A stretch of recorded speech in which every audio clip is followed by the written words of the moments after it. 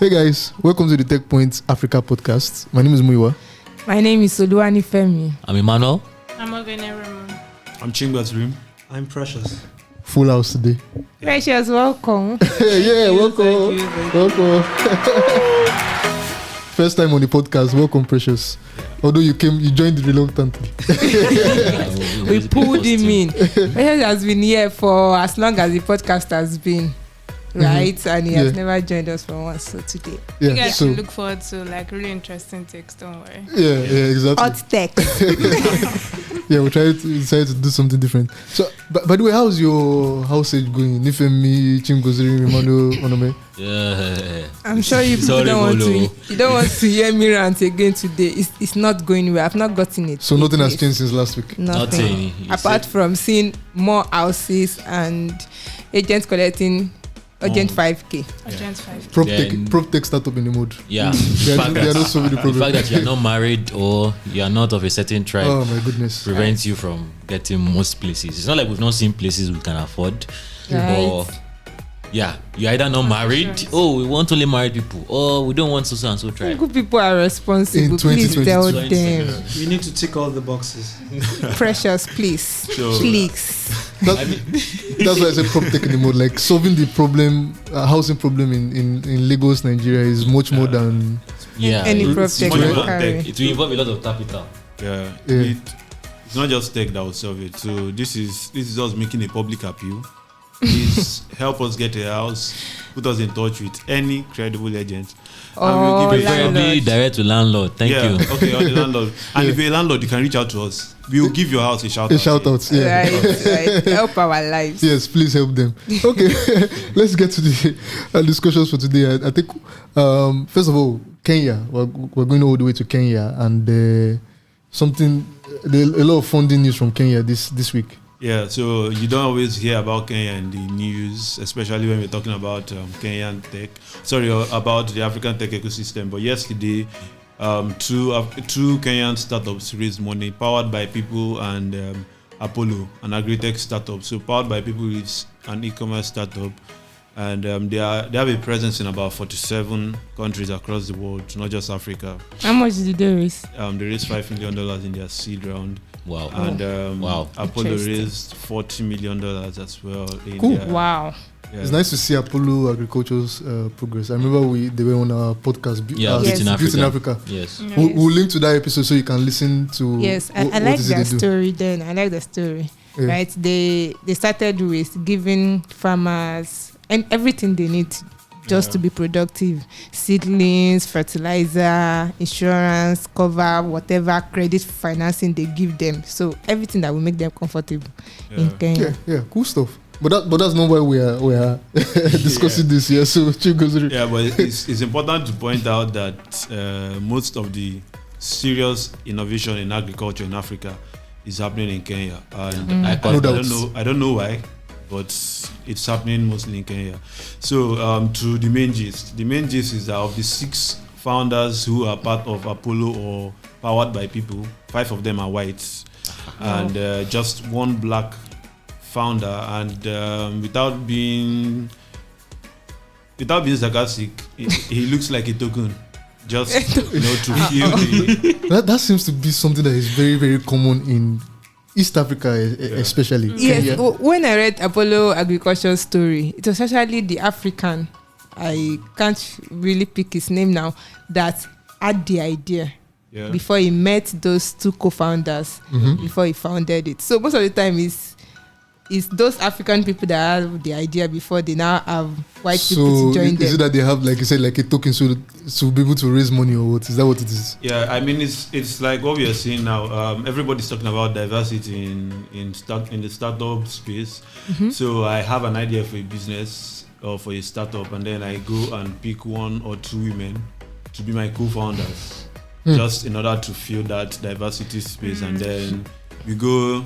I mean, we're a diverse team, and then we raise we raise money from. Is that always the case, or is it a case of them welcoming experts? Oh, okay, yeah. In Kenya's case, yeah, it's not. They're not experts. So here's the thing. They're not exactly experts because I was reading this article and the guy said it's not a case of the best founding startups. So you have people who have been because one of the things that helps you solve a problem or build a business is you have an understanding of the problem. It could be because you're a professional in that field or because you've lived through that problem. Now, in most cases, about 65% of these founders have lived in Kenya for about a year. So what kind of context do you want to gain in 1 year? I mean, yeah, people can learn fast, but this is business you're talking about. So what are they bringing to the table? Now they're bringing their whiteness. Exactly, I'm trying to be controversial. And it's not like they're also technically astute, like maybe super coders. That it's basically a case of, in the guy's words, it's not that America is exporting their best. Now, I'm saying America because most of them are Americans. A significant number of them are Americans. The others are usually from the UK, Germany, Italy. So it's not like they're bringing their best. I mean, most of these guys are working in social works. So you can't tell me that the best of the society is in social works. I'm sorry to say if you work in that industry. But yeah, that's the truth. Long and short, it's a capital game. Yeah.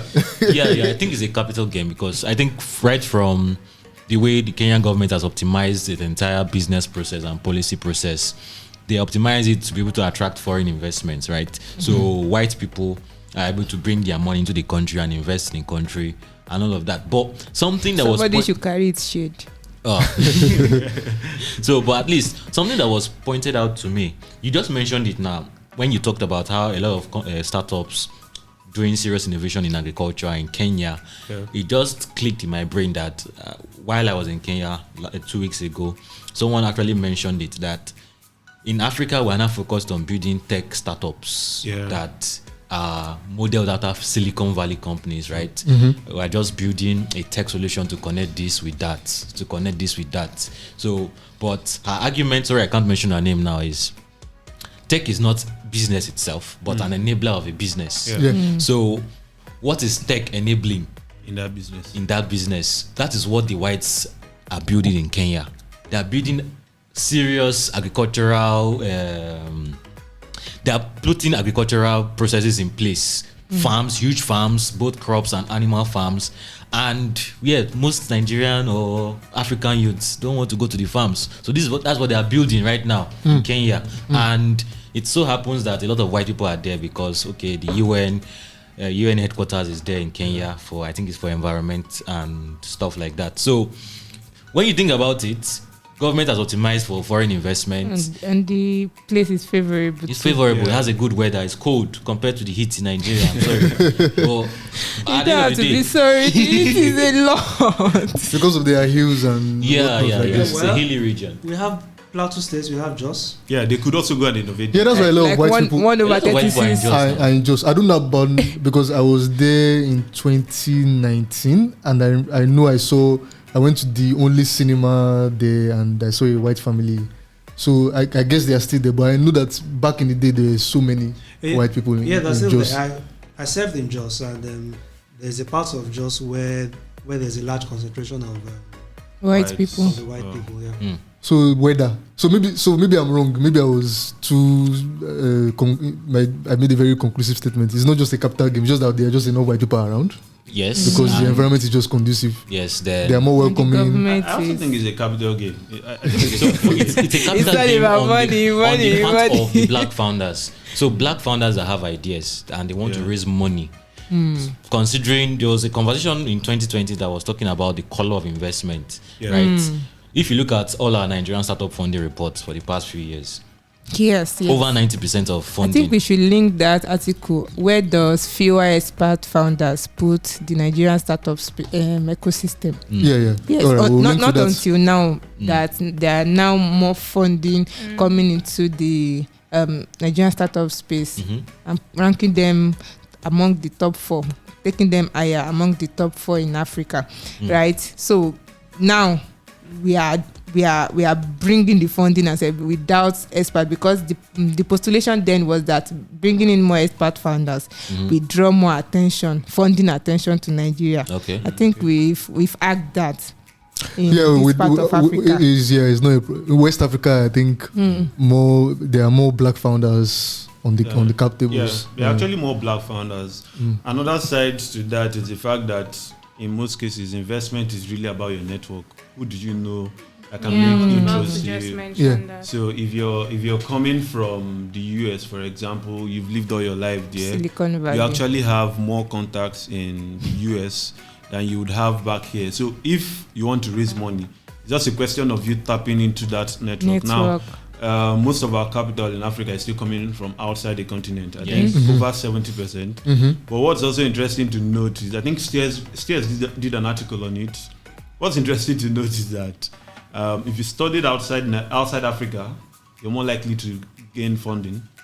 Yeah, I think it was in our decade report too. Yeah, So we'll link to that too. You're more likely to receive funding if you studied outside Africa than if you studied here, and it's obvious. You go out here, you build what do you call it? You build a network of that people. could be useful to you in future. So that makes sense. And the other side to it is these investors are whites.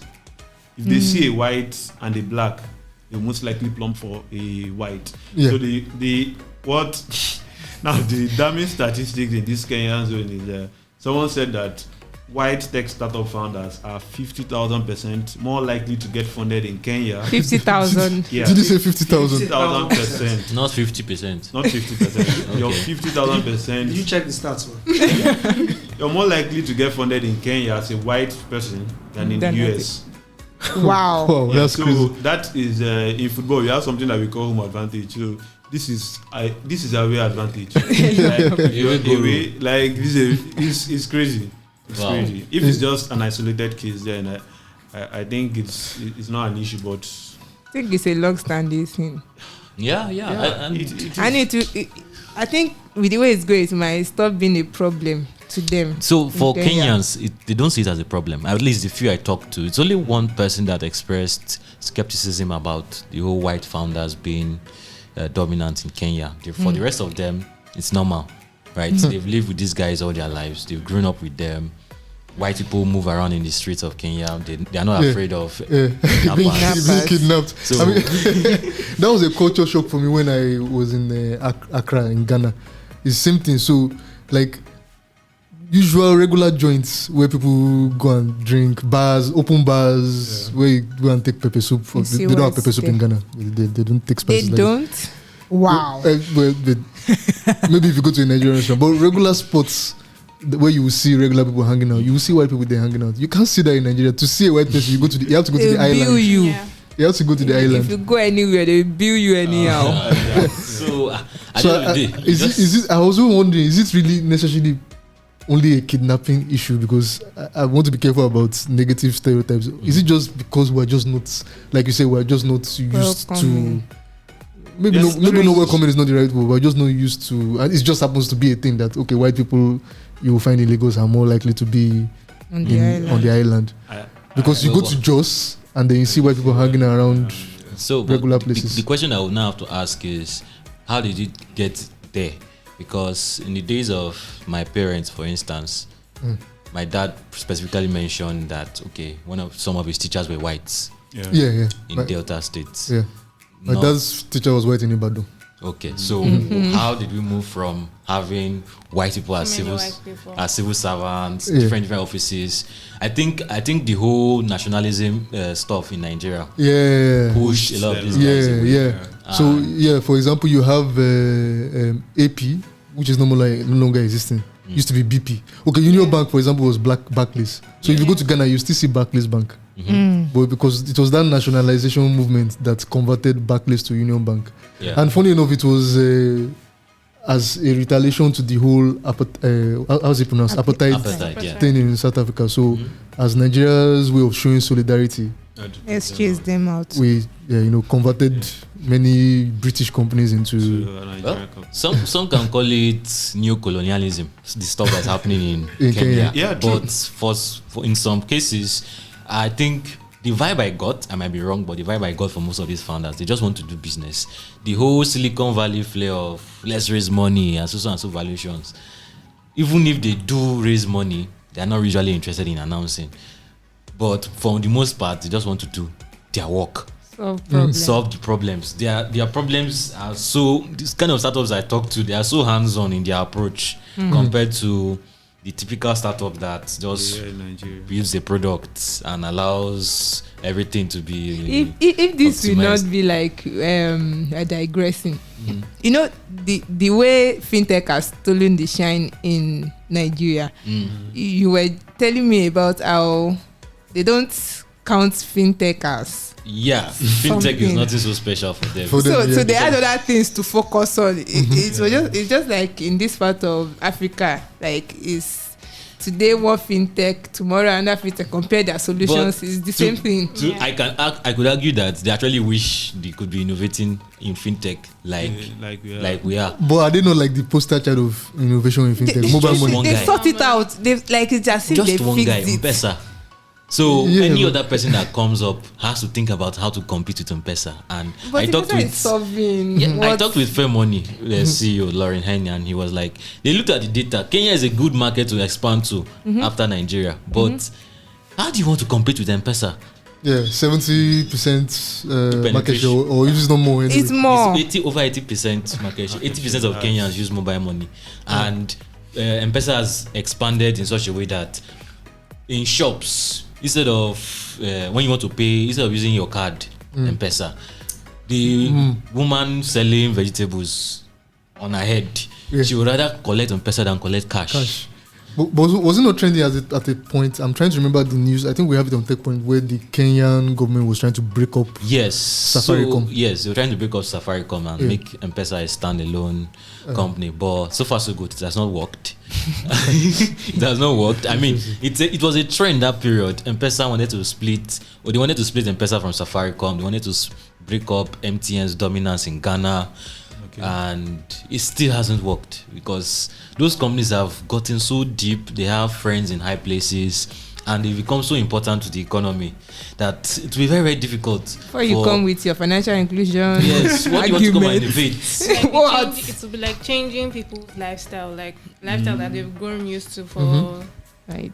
Things we have. Well, so I guess the key is if you're solving a problem, solve it so well that those before somebody else can come and kick you out. There's really no point trying to reinvent the wheel. First mover advantage. First mover advantage. But you have to do it well. Right. So that's what Kenyans are focused on. Other things that are supposed to be focused on.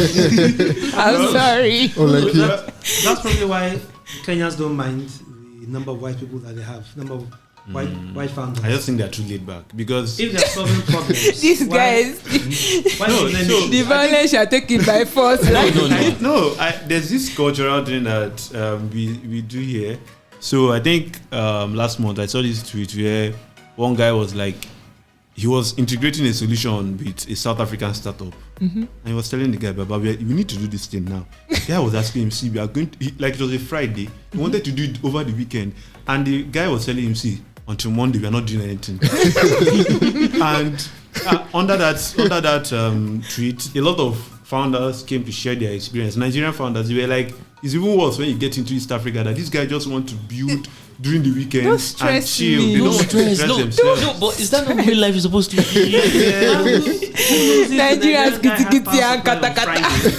And it wasn't certain of having it over the weekend. Let's sort that now. Well, possibly, but you get this feeling with Nigerian founders that look, we need to do it now. I guess it's why we just copied and pasted the typical Silicon Valley mantra of break things fast, build fast, fire fast. On your way, you can break people too.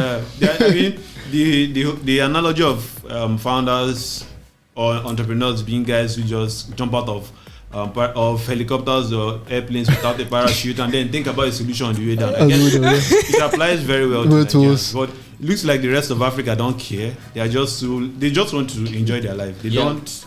Yeah, I agree. I think Nigerians are naturally fast-paced people, so that just fits them perfectly. Is it Nigerians or Lagosians? Because go to Ibadan is different. You live in Ife for months. It is Lagosians. Yeah. It is Lagosians. Right. But this is a good opportunity to segue into the hot topic of this week. So Right. you're talking about how Kenyans are laid back and chill, And Nigerians don't are understand. like, So get this done, So or it seems I now like fire you. we're praising that. What will I call it now? Is That it trait. that mentality, that trait to get things done fast? Okay. And Before I actually say my mind, because what I wanted to say is that you have to be human. Like, yes, you can be fast paced, although I don't like that. That's why I'm trying to run away from Lagos, but Lagos keep drawing me back. But that's by the way. You still have to be human. So the story is all over the place. You know it already, except you're living under a rock. you're living under a rock, because I put it on my WhatsApp status. Even my parents know about it now. Wow. Right? Yes. So, CEO of Bento. Bento is a payroll startup. Nigerian, is based in Nigeria. We're serving several African startups, right? There were cases of verbal abuse in the work. Alleged cases. Are they alleged? Yeah, There really were alleged. receipts. There were There are receipts. Yes, so it can't be alleged. Verbal abuse, toxicity, tyranny. Yes, and most especially verbal abuse. There's nothing that pains me than somebody telling me that bombastic element when we were growing up. Like that was how painful it got. You can beat me, but when you call me names, I can be very depressed, right? So verbal abuse is one of the things that he was allegedly accused for. And so many past and current employees came forward with. Yes, and Tech About released an article, an investigative article on that, right? And it's all over the place, and it started a lot of emotions. I can't even speak for myself now because it was all over the place, right? And following it, there was a Twitter space that was created. Yes, hashtag horrible bosses, and that ran for over 7 hours. With over 17,000. When did you sleep? Oh, when I slept, it was 15,000. I didn't join it because I know what I'll hear. I know it's just rants, and I really don't care about the rants. I'm more interested in what's going to happen now. So there's no need to listen to a 7-hour rant. Yeah. Yes, at some point I was listening. I think I was able to make it through 1 hour. Out of 7 hours. Because so like my heart was going to burst. Some things I saw are really crazy. I was upset. Everything was just running through me. I had to drop it, but I was following. At its peak, it was 17,300 or so. Wow. That's his crazy peak. congregation. That was really big. So, I think Twitter says 150-something thousand people actually joined. In total? Yes. Yeah. Well, okay, but at the point it was always every point it was like the peak. That's people crazy. Live at the same time 17,000. Yes, but it was interesting because people were bold to call out names, right?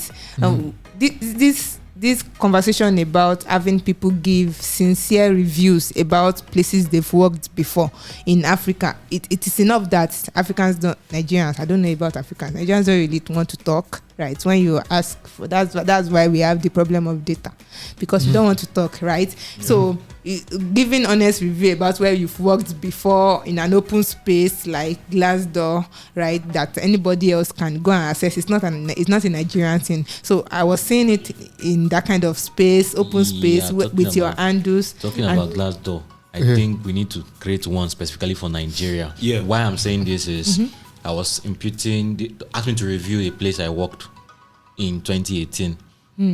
I put the name of the company and everything. I was a teacher then, and I put my salary. They said, no, this is too low to pay salary. Was it their salary? They check it very well. They highlighted it in red that no, this is ridiculously low. When I looked at it in dollars, yes. It's actually some schools, a homegrown solution. So schools actually pay 5,000 as salaries to teachers. Actually, I was paid. That is just $10 a month. People that are teaching, training the future of our country. $10. You're paying them 5,000 naira. I was paid 7,000 naira while I was serving in local job. Oh, that's crazy, man. Yeah. Right. And they still expect so much on that salary. A lot. They actually expecting me to come every single day, mark scripts, submit lesson notes every coordinate like, class. At some point I was like, well, if people see me here, and then in some cases, just as Nifemi and I were discussing this morning, also do after school. Yes, after school. Yeah, you still, exactly. Until I showed them, I don't want to mention their name. So I've had my share of toxic environment, but I know how long it took me to have self-esteem. So anytime somebody just comes with that, and let me say it, that's quite Yoruba-ish. But anytime somebody just comes with that move, I'm always on the defensive. You can't attack my self-esteem, right? So yes, back to what we were saying. It just gladdens my heart to an extent that people are speaking out and they were not afraid to mention people's name. And damning the consequence of anybody that might have threatened them. If you speak, I'll kill you, I will end you, I will make sure I block your way, you can't get job anywhere else. People actually make those kind of threats to people, and even when they leave the company, they find their way back to the place. Is that messed up, right? And in my heart of heart, I was just hoping that all these people's names that they mentioned, they get their share of what they've given out to people. I'm angry. Yeah, I'm very angry. I can feel your pain, but that's the major concern. What now after all of this? Because we can fall into that trap of sharing our experiences. Should I rephrase the question? How do we make them pay? Like, I mean, they pay sometimes. So I mean, Ebu in question, if people don't remember him, is the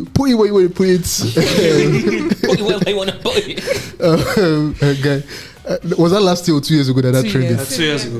And I was watching clips of an interview with. I'll even play it. An interview with PC Timmy, and he said that actually cost him. That video actually cost him. He said, "My video cost me a lot of money." Like how much? A lot. I mean, I have investors that won't touch me because of that. You know, they Google my name, that thing comes up, and they just look and they say, "Kid is nuts," you know. And in so many ways, while the context of that particular incident, I won't go into it because I don't think it's relevant. I do wish that video didn't happen. When you say you wish it didn't happen, are you saying that you wish the video didn't happen or the incident did not happen? Maybe think about, would you react entirely differently if that same situation happened again? Probably not. There is a very good chance that being put in that particular scenario, in that situation, I would have done the exact same thing, maybe even worse. But that said, none of us is as good as our best action or act, and none of us is as bad as our worst moment. Okay, I'll pause it there because I can see Nifemi fuming. Oh my god! So first of all, shout out to PC Timmy. We'll link to that the full interview, so that we'll give back credit. Full interview, so you can listen to it. But like you said, it cost him. That video cost him. So this particular one might cost him too. So it looks as if now that this is not an isolated case, right? That the fact that it cost him is still like, even with the camera in his face, he will still act the same way he acted, right? So for some of the names that were mentioned, it might not just be the what's it called? Maybe they don't put a lot of value on their names or the money they will lose from investors, but what about the business? Because there's this thing that Yoruba say, I don't know the proverb, you beat them where it's paying them. You get? So if it's not name, right? If it's not the money they will lose, how do we get to these people? So that's a very, the answer to this might be controversial. You will hear, Onome can correct me if I'm wrong, she's the one with legal background. Like, they did not commit any crime. All of these things he is accused of. Are they crimes? Yeah, we're just being emotional. And again, I'm in no way condoning bad behavior. Bad behavior is bad behavior. But are they crimes? They are not crimes because it's just like verbal assaults. Really, it's not, because the law does not in any way say, okay, if you have psychological drama or if you have psychological drama or emotional pain from something, that you can get damages for that. There's no law that says, okay, if my employer shouts at me and I go back home with I go back home Anxiety. feeling depressed or feeling sad, and because of that I didn't work, or because of that I stopped working or something. That's your business. Oh my God. That's your think it's the business. part Is where- that a global thing or in No, Nigeria? it's just a Nigerian thing. In the UK, in most Commonwealth countries, actually, you can actually get damages for emotional and psychological trauma. But in Nigeria, it's not a thing. It's not even in Nigeria. Where do you say? So is it that we don't have labor laws that address that, or the labor laws are just not clear We don't on that? have labor laws that address that at all. They don't have any provisions for emotional or psychological drama. They have provisions for physical assault. Physical assault on the norm is a crime. So there's no even need for a labor law to address that. But you can go to the National Industrial Court for that, obviously. But anything emotional, psychological, that's not the Nigerian court's business. So Wow, Okay, so that is crazy. so at the end of the day, how many of the things that people said he did can actually stick in the course of law? Well, it depends, because I know that there was something about severance, and you're supposed to pay severance. That's a legal obligation. So when you don't pay that, you can actually go to court. You can go to the National Industrial Court, because the National Industrial Court is like the court for all employee-employer relations and all sorry of to that. cut you short, but is severance not you're Depending on your fired, contract. not I quit. Yeah, I quit. Yeah. Yes. But I think the case that happened is I quit. It's No, there not are you are different fired. cases. No, There are two different. There were There different two cases, different yes. cases. Yeah, Okay. This one with The developer was fired. The financial guy quit, right? Yeah. Mm-hmm. Yeah, I think I even saw one where he even asked the person. I don't know if it was him but I saw one where he asked the person to return the salary that he had paid 24 hours. Oh my goodness. No, I saw so many stories. Like, some things were wild. It's I don't know if it so was wild. Precious, I showed you one. It was like no, there should be a difference between when you talk and when you write. You know, when you're writing, you have enough time to process through, it. Yes, but it's the same way it's coming out. Like just as if. Oh my God! So, like you're saying, what you're saying is he had the time to think about it before he typed Before those typing. Yes, things. but So the still, fact that he had the it's- time to think about it and still type those things, then what will happen on the fly Oh my in God! person? I Oh my God. don't think To put it mildly, what Nifemi showed me was expletive laden. Things that you do not repeat on On air. afternoon show. I think some people don't think while typing, especially when you're angry. Yeah, when you're angry, actually, you When just you're angry, type, you're not type, type, thinking, type, you're type, type. typing. So I think I still think when no, I'm, but when I'm angry. let me qualify that in a personal setting. Yeah, you probably don't think, but in a corporate setting where you know you're sending an email, You and should think. you Like, you usually will should. think because you should. you want to be Because careful how you might be saying, what is wrong with this man? You say, oh, this mail meets you well. I can't justify to that. I trust Exactly. that you are well. I just, yeah, So okay. to be able to do something like that in a professional setting, like I don't know if you guys remember, there was a time last year. I don't know whether it was last year or 2 years ago when the whole easy fitness center, the way put it video was 2 trending, years ago. and then someone shared how he reached out for an internship, and Ebu said That was Google easy That watch was what whatever. you read. Yeah, and then the guy was like trying to clarify which of the pages. He said, "Are you fucking kidding me?" motherfucker?" When I say like it, I mean like it. When I mean Osapa. I've been awake since 3. I'm like, what? So this is even someone that was like, you've not even met the person at all. Like, I think there was also an email like that where this was a customer, I think, and person just sent like a feedback email telling them, okay, he should change some things about marketing and stuff. And the way he replied, I was like, that wasn't called for. Like, oh my God, what is this? And as I said, there are some things that you just know, it's just part of you, right? But you learn.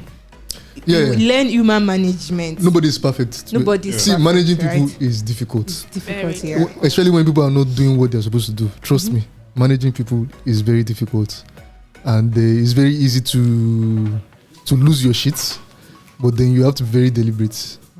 And as you grow and get more experience, you get wiser and more patient on how to handle these things. So I mean this very seriously, not because we're laughing and making. First of all, it's just because some of these things are just like I can't even imagine them in a professional setting. Honestly, I cannot imagine them in a professional setting. They're like wild, but at the same time, he needs to get some help. Actually, Yeah, he needs to get some help. Either hire someone that can help him manage he needs people. an executive coach. Yeah, And that's yeah. anonymous. Like, Because I don't doubt that it's frustrating for him.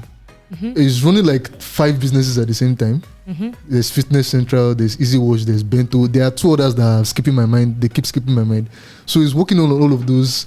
He's shuttling between the US and Nigeria, time zone differences. So I can imagine he's on so much pressure, investors and all of that. But I mean, that's not enough reason to Lash out. Yeah. No. People will. You will lash out. Is there anybody that has not lost their shit before? Yes, but not You will not consistently. demean people. You will not. Yeah, it will not be Like poverty consistent. smelling on you. Yeah, I saw that word. Poverty. Man, no, some of those things are wild. Okay, Like, so I have a question. A lot of other companies were called out, yeah, not just in the tech ecosystem. It seems to be an issue with Nigerian bosses and their employees. And if we're to believe everything Onome said, and we should, our laws do not make provision for these things. What's the way forward? very important question. I thought about Aluta, continue. unionism. Yeah, unionism. I painted a picture in my head, like in this case now, and like if there was a union of say tech CEO bosses, not just even workers, right? You can just call like Nigerian governors forum, abi? you can just call them to a meeting and say, this is not the best way to act, and probably shame him in a way or They have something. groups like that already, where they Do have they? like CEOs, Yeah, WhatsApp groups, yes, Telegram they groups. talk and Where stuff. they can drag But themselves, will they tell themselves the truth? because some of So- them are so even- complicit too, Nah. right? So Because- even if they do, There are partnerships. I don't Yeah. Go on. Sorry. The Like- words are- even if they do, on the evidence of ASU and the NLC, I don't think it will do much. Unions in So- Nigeria, do they work? No, Exactly, because I mean, The only union that seems to be working, I'm saying it with air quotes, is NURTW. That's because they are all that's rich. because, I think it's because that it's is so, true. they probably because they just they have to like use a lot of violence. Yeah. That's why they're I working. think that's the reason. Everybody wants to it be works. civil. But look at ASU. The only person that is suffering from the whole unionism in ASU Yes, are the students. lecturers and the students. So that means if we have unions in what do you call it, in Nigerian tech, Tech. for example, I mean, It's see, the workers that will suffer. if people that are sort of their bosses do not speak, then we probably have a situation where if workers speak. if workers speak and let's say go on strike, which is like the typical strategy that unions use. Now if workers go on strike, this guy looks like someone that could say, okay, fine, he'll put out an ad the next day, and the union cannot stop him from doing that. Were there no screenshots of people he fired like 13 people at the same time? And Yeah. then, So it's possible he could do that. So, but it's interesting to say unions can be the solution. But if you look at it from a business side of things, especially for startups that are high growth, Yeah. there's a reason why startups. I mean, you hear of how Amazon, Google, Facebook, although just recently now they're starting to. I think Google. I think a few Google has workers a in Google has a union, but it's not recognized by the national. So it's just for their workers alone. For their- Just for their workers. And it makes sense because for startups, if you have the moment, in fact, whether it's startups or wherever, the moment unions get involved, the business suffers. Most Yeah, startup exactly. founders That's what I was don't trying to even say. want that. Business suffers. because from a business perspective, you have investors. So Yeah. unions, you have talked about strikes. Startups will suffer from strike because Imagine you want it's to all ship about a productivity. product. Yeah. Yeah. You want to ship a product tomorrow and then they decide to go on strike that day. Voila. Or What do you want to tell someone? You Yeah. beg your guys, please don't join them today. Just wait. Probably tell your engineering guys, okay. Then probably the person with the password to your social media, to your Twitter, the guy will. I don't want to imagine I'll that. imagine Our scenario. ecosystem is quite messed up, Yeah. because if today startup workers say they want to strike unionize. or unionize or whatever, they are going on strike. The job market in Nigeria is so tough. Exactly. Yeah. Which Yeah. was where I was going. Yeah. Your developer says he's leaving, and you put out an ad, you get someone to do the same job for 50% less than what you were paying him. Well, so the problem is that we have a lot of unemployed people.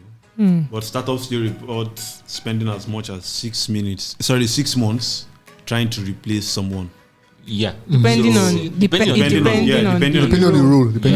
role. So for technical roles, for example, I think someone said that considering the way he hires and fires people, there is no wonder that there is no wonder that a recent HNG graduate is his lead dev. So if you do that, in the long run, I think the business will suffer.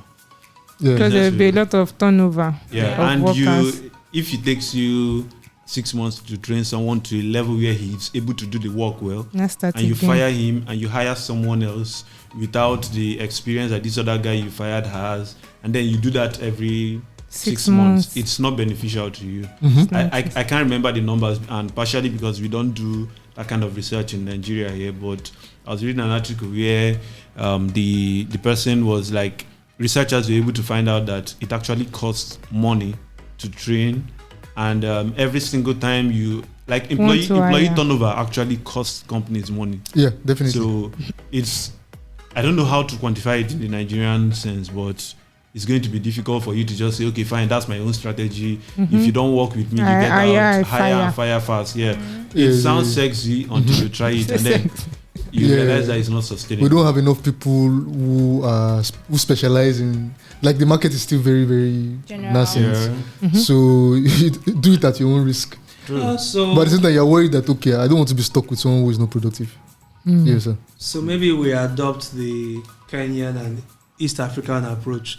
Let's do this over the weekend. Let's do some You wish. We don't need to be so much in a hurry. I hire you, you're not doing well, I won't be in a hurry to fire you. You wish. That's so no solution. Is that what we're saying? I think there are actually solutions. Or we could come up with a few solutions. And so I can't trust the Nigerian government to do anything fast, or even our lawmakers to like move to do stuff. It's probably going wrong route. I mean, someone said this guy, one of an aide to Buhari was on the space yesterday, and the guy was like, Buhari, I hope you're taking notes. So I can't hope that the government will do something quickly. I don't trust them. Look, okay, for example, there's one of the conversations yesterday was about the whole pension scam, right? And you hear, I read recently that there are only 6-point-something million Nigerians on the pension scheme, out of how many people in the labor force? I don't know, 80 million people. And then you think about how government is the largest employer of people. So government that is supposed to be enforcing that pension act is probably the biggest defaulter. That's crazy. Because my dad, who is retired now, he retired as a federal civil servant, and it took him like 1.5 years to assess his pension. Even federal civil servants? Yes. I actually thought they were like it's better than state, but it took him that long. So imagine someone is in the state where president cannot tell you nothing. The recent thing they were even doing, like pensioners should come and do accreditation. People that are old should come and line up under the sun to do accreditation because of ghost pensioners. Some years ago, 3 or 4 years ago, people were lining up. Some were sleeping there. Some were slumming and dying. Some actually died. I saw that when I was 7, and it was. And then you be hearing, which state was I reading that said they were praising the governor, and he paid like 7 years arrears of pension, but there's still like 14 years like the backlog. Oh my! So like it's crazy. The labor laws are in the mud. Maybe so there's no hope for tech unions or anything like that. Tech unions, I'm not sure about tech unions. Well, for productivity, and even in Nigeria it could be abused. It could turn into something else that you didn't bargain for. It could be politicized and weaponized. Because very important, people will not like to hear this, but they're also terrible employees. Yes, that's true. That is the room for the abuse. That take advantage of that will even if you give them this kind of room, they'll take advantage of it. And that's why even again, like the way startups are designed, like grow fast, they will always resist.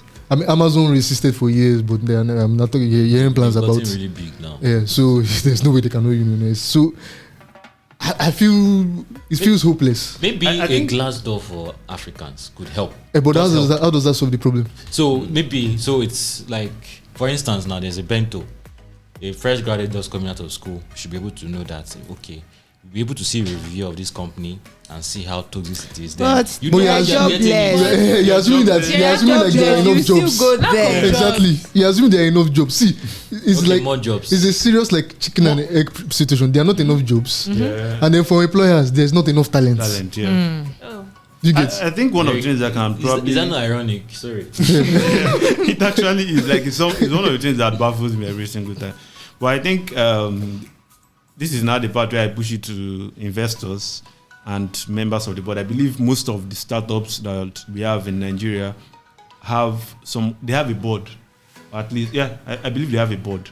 So I think this is the part where investors get strong, assuming they are not complicit themselves, get very serious about this because, this is bad and he's the CEO. So who is there to call him to order? You don't need to fire him from the company. Let's make him That might be accountable. extreme, but let there be a process where, okay, this guy can answer to the board, because if he can't answer to the board, then there's a problem. yeah. So Can I even- play devil's advocate a bit here? Okay. As an investor, why would I be bothered about your nature if the product you built works and I'm making money? So the problem is that I don't think you can build a sustainable company long Without term. people. Are you sure? Amazon, Amazon. Apple. Amazon was Amazon like this in the beginning? You Yes. you read stories. Was it so toxic in the beginning? I don't know about. I mean, again, toxic is subjective. I mean, even the tech about school, some people say this place is just not for people. Some people True. it's okay for me. Apple So- was toxic from the beginning. Yeah, Okay, yeah, Steve so Jobs it could be, was. it could be toxic from the beginning, defenders of but it. he had to leave and he had to change. No, even when he came back, it was still very, very. I mean, a lot of the innovation in Apple was driven by him. his strong, yeah, like. So, but then some people say they are thankful for it, that it pushed them and they are. as an investor, the account balance is green. Exactly, Everything that's is all. good. The product is working. Everybody's that's using the serious. product. And users are making not, my are not money. planning to Yeah, boycott. but I think very soon you're going to find the situation where companies just have to label. Because 10 years ago, nobody cared about mental health so much. But now you're having people canceling companies. Look at the whole Joe Rogan episode. So, yeah, we can have a Cancelling- debate about whether Canceling culture doesn't Doesn't work. Yeah. Yeah. But we are probably going to get to that point where it begins to work for real. Because I don't think so. Correct me if I'm wrong, but didn't a mental health outfit also get dragged in the mud yesterday? So, like the irony. I didn't hear that. There were two Let's take all cases. this dragging with a pinch of salt, though. True. Because people are beginning to make insinuations. One YC backed company, Exactly. one fintech But- company, Yeah. one But this, hey, one okay. that. There's hardly ever smoke without fire. Yeah. Can This I one, the can I fire even take a came moment before the to smoke. just praise Paystack, because I always hear only good things. Yeah. I know people that work there. And Tech Point Africa too. Well, it's not that's not for me to say. It's for you Yeah. to It's say. for me to say. I was going It is there. for me to It's for you to say. say. I was waiting for you to finish. I was going there. But yeah, I only hear good things about Paystack. And why I'm calling Paystack, I'm mentioning Paystack is big. Yeah. I think hundreds of employees. Ghana, Yeah. Kenya, South Africa. and They've nobody been has any around for bad a thing to long say. time. Like it's just And we had the time that it's very difficult to poach somebody from Paystack. they just love the place. Yeah. They So just I went think on we to should- found their own They should startup. do a And master class. I want to go and intern They've there. raised money. They've raised money. They have the investor pressure we are talking about. Yeah. I guess. And I just love the product. I'm sorry. I'm not so. I don't want to compare with any other product in the market. I just love. Brilliant. They didn't pay for this, but you just get the sense that they are very, very intentional and very deliberate, and they really want to solve the problem they are out to solve. I just get that vibe, like I do. Maybe you I should think get Paystack should Ezra just write or a book. Shola. We should get Shola on the On one podcast. of On the his podcast, episodes, yeah. right? Yeah, to talk about the. How? I mean, Yeah. how? Like, how are they doing it? Yeah, Yeah. oh, yeah, true. He needs to show us the way. Tell us. I mean, even if it's 30 minutes, just tell us what has happened because for a VC back startup. Yeah. Come and on. He built Okay, they this have been as a acquired. young man. Yeah. He was not an experienced head in quote. Exactly. So it's not like he had years of experience to draw from. So Exactly. there must have been steps he took. And he may not. We don't know whether he was like a natural leader or something. But there was definitely something he did that has made Paystack the way it is. So You keep hearing so much about keep hearing Only good positive things. yeah. I've never heard a bad thing. So Yes. talking about Paystack now, I think to answer Precious's question about what happens when the investor sees everywhere is green, really care about the culture. This is very, very, very bad PR for any investor. Now, any investor looking to cash out from Bento, we have to look at, okay, for the next round, how many investors would be willing to jump in? Would they want Looking at their this name to be precedent. associated with Bento? Yeah. So for the existing investors, they will look at it like, okay, for me to now cash out maybe a Series D or Series E, this man, if his space still is here, there, it will be very difficult for the company to raise. Yeah, the next round. Exactly. So let's change him so that to look like, oh, Bento is rebranding and all of that, and a lot of things has happened behind the scene. We saw that in a company like Driver Greek, there was a lot of bad PR for Yeah. Driver Greek. They brought in Adia Sowo. She changed up a lot of things, and of course, they're raising again. Yeah. They Yeah. raised debt financing. Yeah. So that could be the answer to the whole equation. Okay. Interesting. Okay, so time is fast spent, so that we can move on. Thanks for staying with us up to This this long. end. I know we've Thanks talked for and talked listening and to talked. me film my rant. Yeah, we'll definitely try to get either Shola or Ezra on the podcast. Yeah. It would be awesome. Yeah. But meanwhile, we'd like to hear what you think. We have an email you can reach out to us through. That's podcast@techpoint.africa. You can also tweet with the hashtag TechPointAfrica podcast. Just tweet at us. We'll see your tweet and then respond. We'd like to hear your thoughts.